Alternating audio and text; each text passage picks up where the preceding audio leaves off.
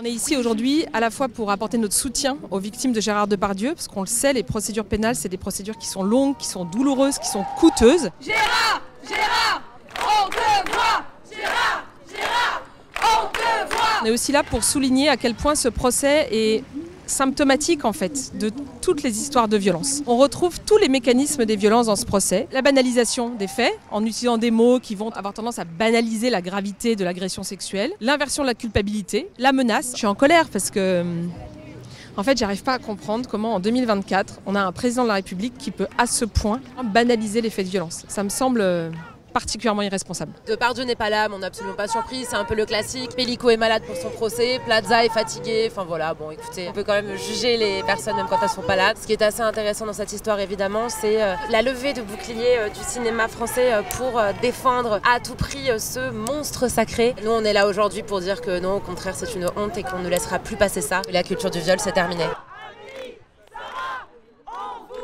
On entend énormément, et notamment dans la défense de Depardieu, que finalement porter plainte permettrait de gros gains financiers et que ce serait hyper avantageux pour les victimes présumées. En réalité non, un parcours de plainte en France coûte à une victime en moyenne 10 600 €. Donc ce n'est pas une opération financière très intéressante je crois. Tu n'es pas la fierté de la France.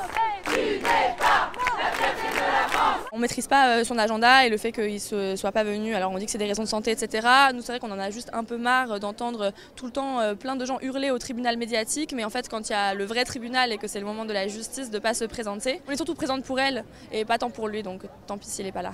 Contrairement à ce que beaucoup racontent dans les médias, les femmes qui prennent la parole, notamment dans des cas comme ça, avec des agresseurs et qui sont extrêmement soutenus, connus, qui ont beaucoup de pouvoir économique et de pouvoir symbolique, ces femmes-là se mettent en danger, elles risquent de perdre leur travail, elles n'ont rien à gagner d'un point de vue financier. On n'est pas aux États-Unis où en fait on peut trouver des arrangements financiers dans le civil. Elles n'ont rien à gagner si ce n'est de la justice et de la reconnaissance de ce qu'elles ont subi. Et tu n'es pas la fierté de la France. Et tu n'es pas